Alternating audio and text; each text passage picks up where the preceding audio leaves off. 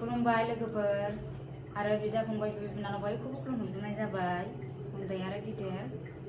आं दिनै अनलाजों दाउजों ओंख्रि संनो नागिरदों, बर'नि ओंख्रि। दा आङो माबोरै सङो बेखौ देखायलांबाय थानोसै नोंथांमोननो। अनला ओंख्रि संनो थाखाय आङो नै दा बे जोसा माइरंखौ आङो सोमना लाग्रोसै एसे।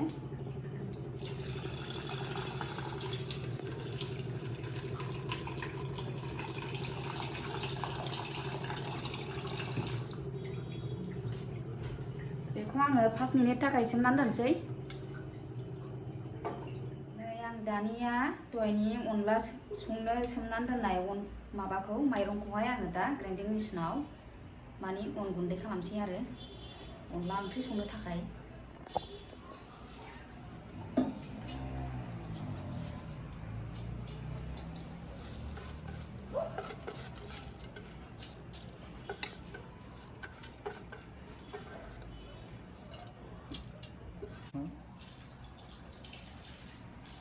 अनला ओंख्रि संनो थाखाय नै दा रेडि, सारायबो जानखाबाय। नैबे अन गुन्दै, ओमफ्राय नैबे दाउ, ओमफ्राय नैबे पियास बानलु, ओमफ्राय नैबे पासफुरनजों माबाजों सामब्राम गुफुरजों जों मस्लाखौ बिराद खम जायो आरोना। मस्ला जायफोर मस्ला बुरजा होनानै जायो बे जानो हागोन, खिन्थु जों खम जायो आरो मस्लाखौ।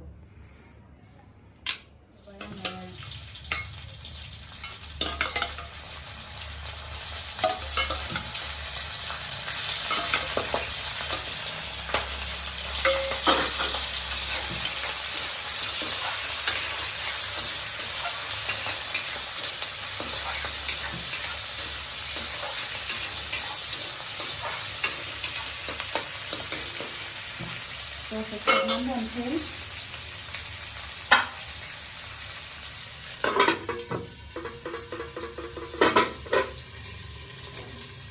दानिया नै संख्रि हरबाय, हालदै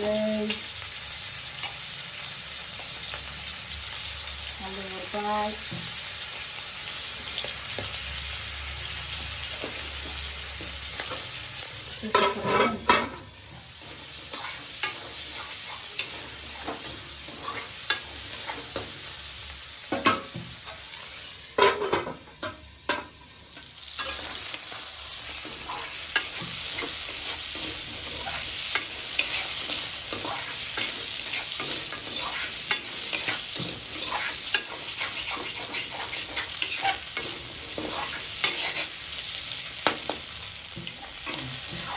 दसे उनाव बेखौ एरना होबाय थाबाय आङो।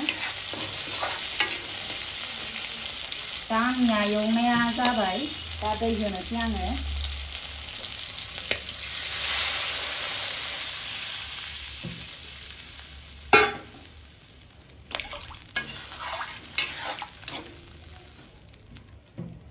दै होनानै खोबहाबना दोनथ'नोसै गोदौजासे।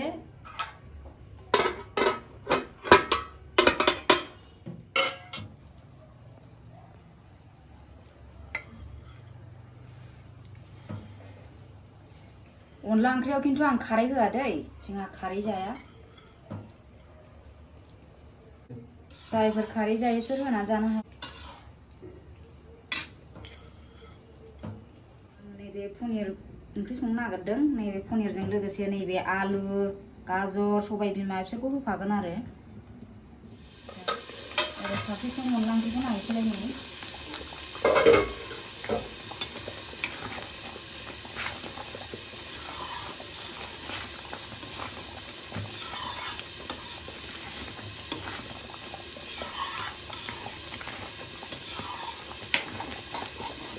आं दानिया बेखौ अनला ओंख्रियाव नै अन्थाइ बाजाबखौ होनोसै एसे मोदोमनायनि।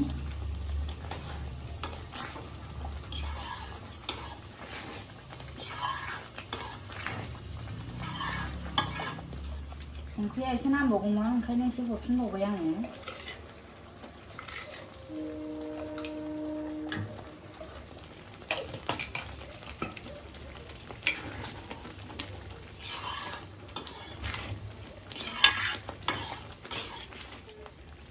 खनसे टेस्ट खालामफिनबावसै आङो नै, साखिफिनबावसै।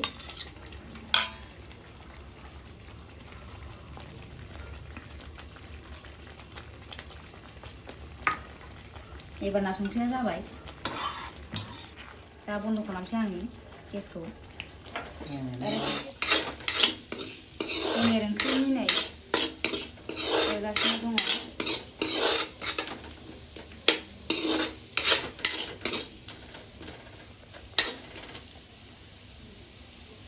एवनाया जाबाय दा दै एसे होना लानोसै आङो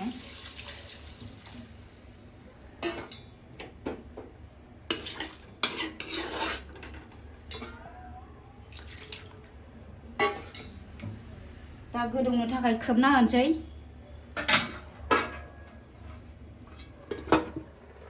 दसे उनाव एरनानै होबाय थाबाय आङो नै बिदैयाबो राननोसै दानिया आङो एसे मोदोमनायनि नै अन्थाइ बाजाबखौ हरनोसै मस्लाखौबो एसे हरनोसै नै दहाय देनानै दोनखानाय एसे एरनानै होनोसै बिदैखौ एसे रानहोबावनोसै होनबानो जाबाय आरो ओंख्रिया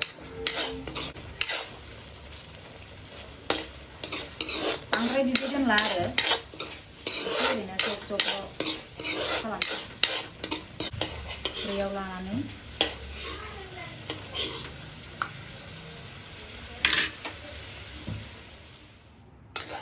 पनिर ओंख्रिया नै दानिया मोनबायानो संख्रिबो साखिखांबाय आङो संख्रियाबो नांबाय दानिया आङो अनला ओंख्रिखौ जानायना नायनोसै अनलाजों दाउजों ओंख्रिखौ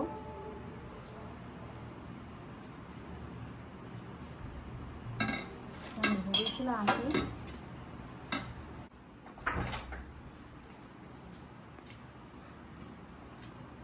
गोथावानो जादों अनला ओंख्रिया पनिराबो गोथावानो जादों